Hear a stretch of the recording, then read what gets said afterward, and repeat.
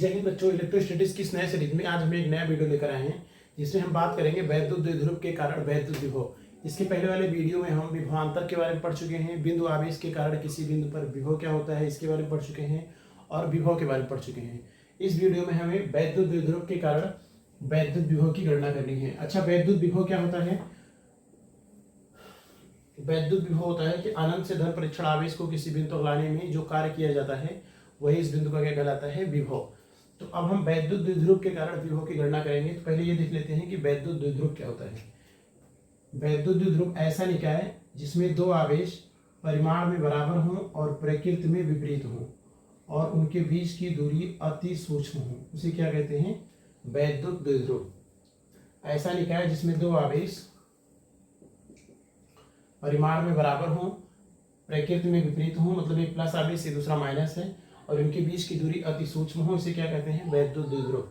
वैद्युत द्विध्रुव आगुण होता है P बराबर Q इंटू 2L। क्या होता है? Q into 2L। अच्छा, वैद्युत द्विध्रुव एक सदिश राशि है जिसकी दिशा माइनस Q से प्लस Q, जिसकी दिशा माइनस Q से प्लस Q की तरफ होता है। प्रदर्शित इसे किससे करते हैं? P से। अब हम देखो, इसमें माइनस आवेश से प्लस आवेश है, इसकी वजह से भी विभव बनेगा। अब हमें इस द्विध्रुव के कारण विभव की गणना करनी है।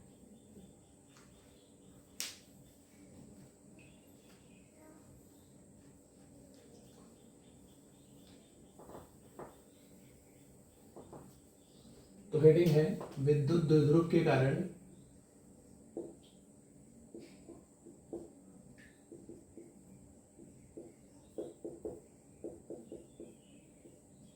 विद्युत द्विध्रुव के कारण विद्युत विभव।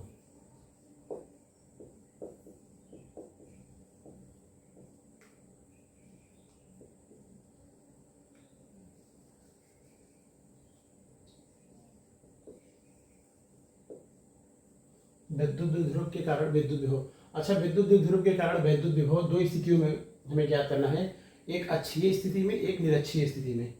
हमें एक ज्ञात करना है अक्षीय स्थिति में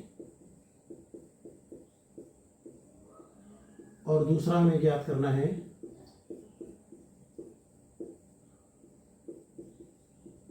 निरक्षीय स्थिति में। एक अक्षीय स्थिति में ज्ञात करना है, दूसरा निरक्षीय स्थिति में।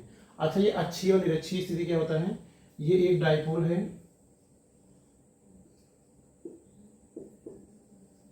ये माइनस क्यू आवेश है, प्लस क्यू आवेश है, ये इसका सेंटर है और बीच की दूरी क्या है? 2L। तो ये वाला जो पॉइंट है ये इसका अक्षीय स्थिति है। ये क्या है? इसका अक्षीय स्थिति।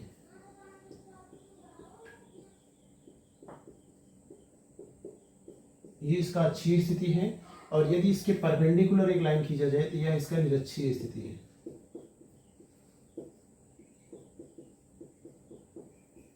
यह क्या है? निरक्षीय स्थिति। तो हमें एक बार वैद्युत विभव अक्षीय स्थिति में निकालना है और दूसरी बार निरक्षीय स्थिति में। तो हम पहले पढ़ लेते हैं वैद्युत द्विध्रुव के कारण अक्षीय स्थिति में वैद्युत विभव कितना होता है।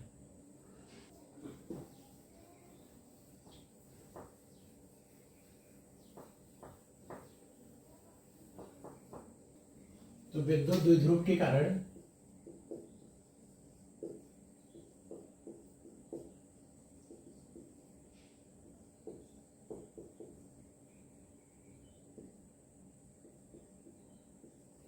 विद्युत द्विध्रुव के कारण अक्षीय स्थिति में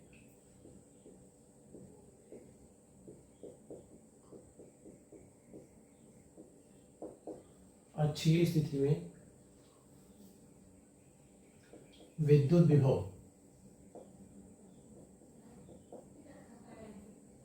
तो विद्युत द्विध्रुव के कारण हमें अक्षीय स्थिति में क्या निकालना है?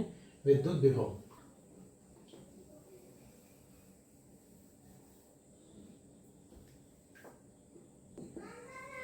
ये माइनस क्यू और ये प्लस क्यू, ये इसका सेंटर है, ये दूरी L है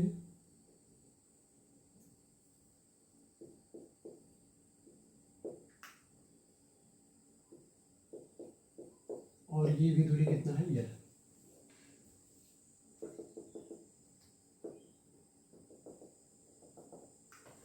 हमें बिंदु एम पे क्या निकालना है भाई, हमें बिंदु एम पे क्या निकालना है, विद्युत विभव निकालना है। तो इस आवेश के कारण अगर बिंदु एम पे विभव चाहिए तो सबसे पहले यहाँ से यहाँ तक दूरी चाहिए, और सेंटर से हम मान लेते हैं इसकी दूरी कितनी है, आर। सेंटर से इसकी दूरी आर है, तो इस वाले आवेश से दूरी होगी are minus L,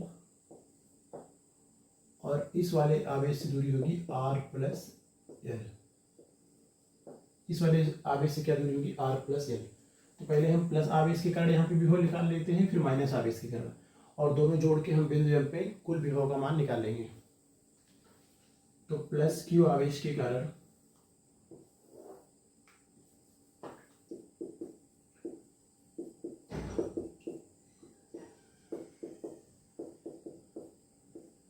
plus Q आवेश के कारण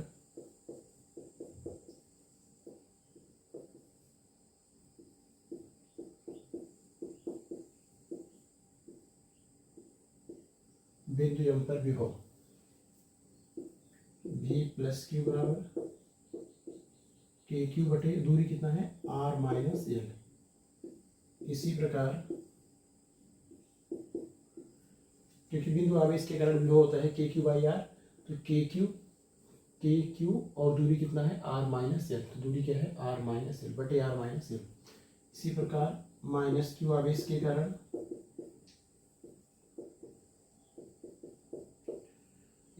माइनस क्यू आवेश के कारण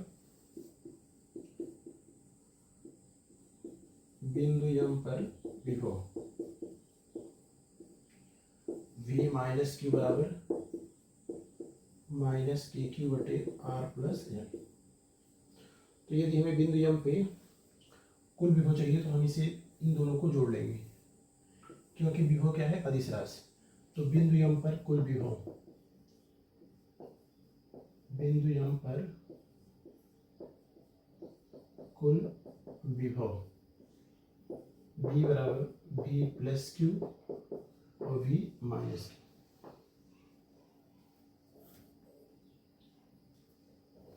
तो V बराबर V प्लस क्यू का मान है के क्यू बटे आर माइनस एल, प्लस इसका मान है माइनस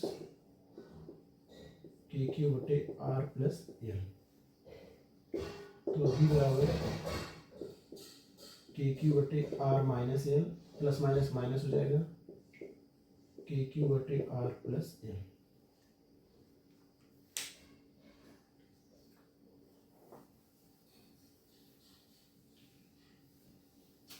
तो V बराबर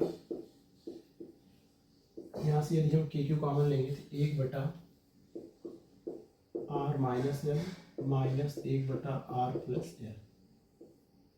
तो V बराबर के क्यू, इसका एलसीएम होगा आर प्लस एल और आर माइनस एल। अगर क्रॉस मल्टीप्लाई किया जाए तो इसका गुणा यहाँ हो जाएगा, इसका गुणा यहाँ, तो R plus L minus R minus L.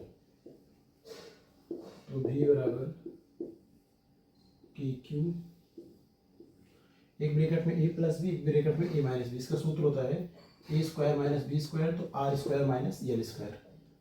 Are plus L minus के यहाँ गुणा हुआ माइनस आर और प्लस एल, माइनस आर से प्लस आर कट गया, तो V बराबर के क्यू, एल क्या होगा 2l बटे R square minus L square.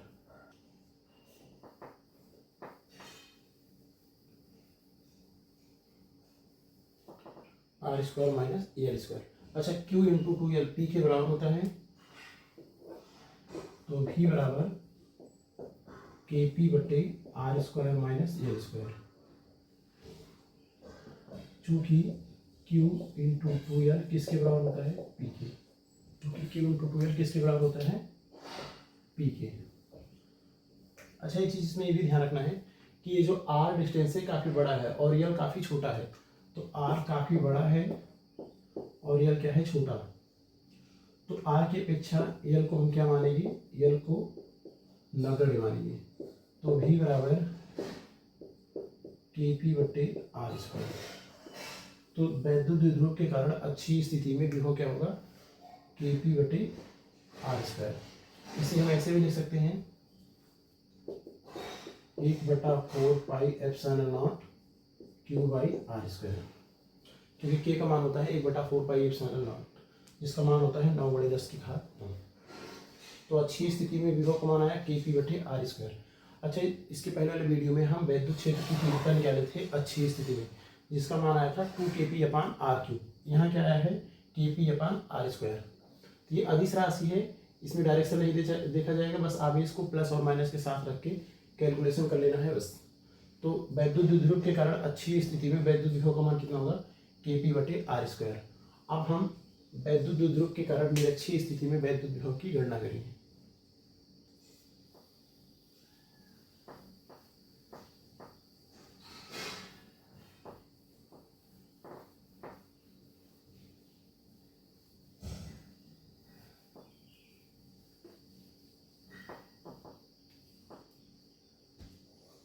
तो विद्युत द्विध्रुव के कारण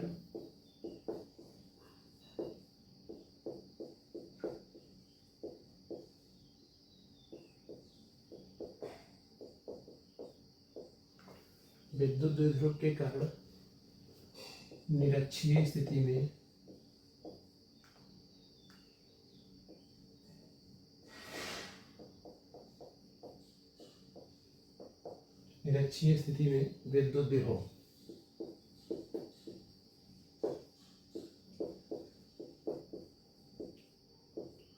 विद्युत द्विध्रुव के कारण निरक्षीय स्थिति में विद्युत विभव। अब हम विद्युत द्विध्रुव के कारण निरक्षीय स्थिति में विद्युत विभव का मान ज्ञात करेंगे। अच्छी स्थिति में हम मान ज्ञात कर चुके हैं KP/r²।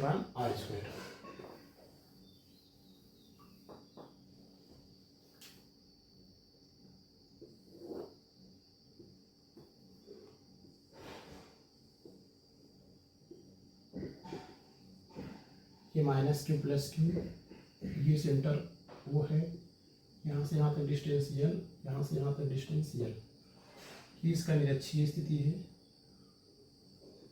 इसी बिंदु M पे हमें क्या निकालना है वैद्युत विभव, जिसकी डिस्टेंस सेंटर से कितना है R।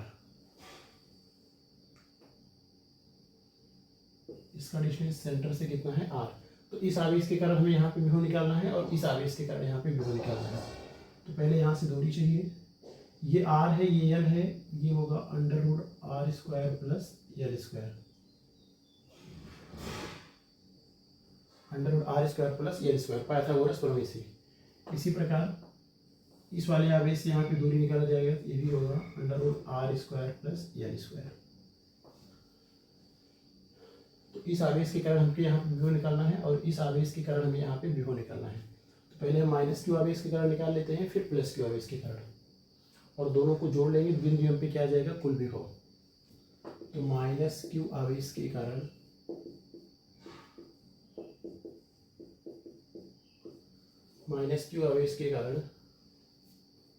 बिंदु M पर विभव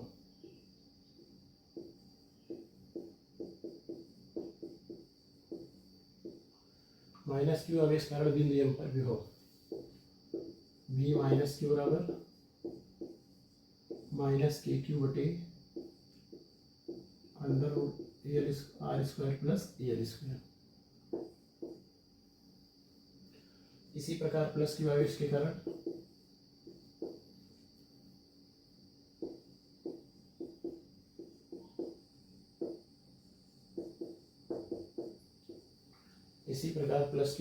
कारण बिंदु M पर विभव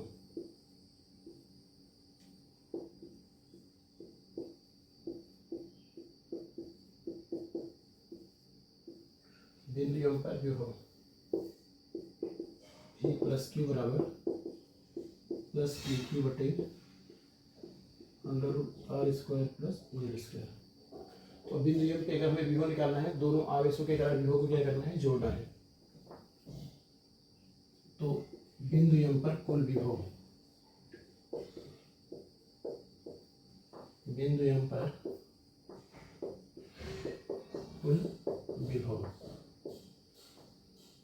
V बराबर V + q,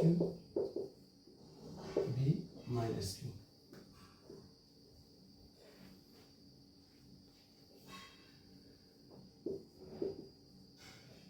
तो V बराबर V + q, ये कितना है, ये है प्लस के क्यू बटे under root R square plus L square और प्लस ये कितना है माइनस के क्यू बटे under root R square plus L square.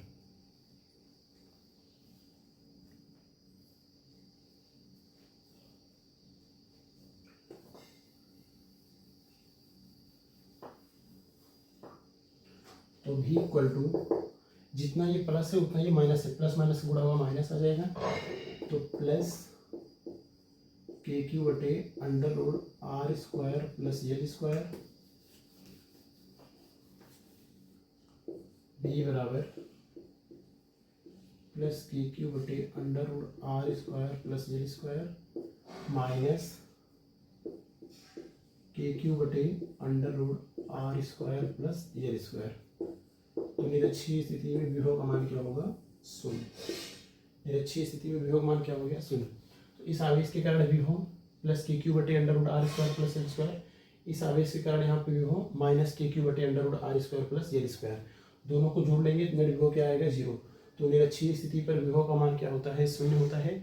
चाहे हम यहाँ पे निकालें चाहे हम यहाँ पे निकालें, कहीं भी निकालें निरक्षीय स्थिति पर विभव का मान क्या होगा? शून्य होगा। और अक्षीय स्थिति पर द्विध्रुव के कारण विभव के पी बटे आर स्क्वायर होगा।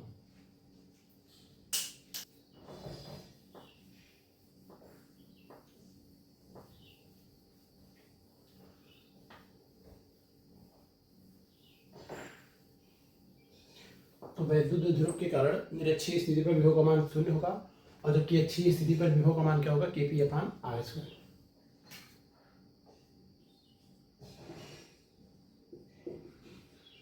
ये माइनस क्यू है, प्लस क्यू, ये इसका सेंटर है, यहाँ से यहाँ तक दूरी यल है और यहाँ से यहाँ तक दूरी क्या है? यल।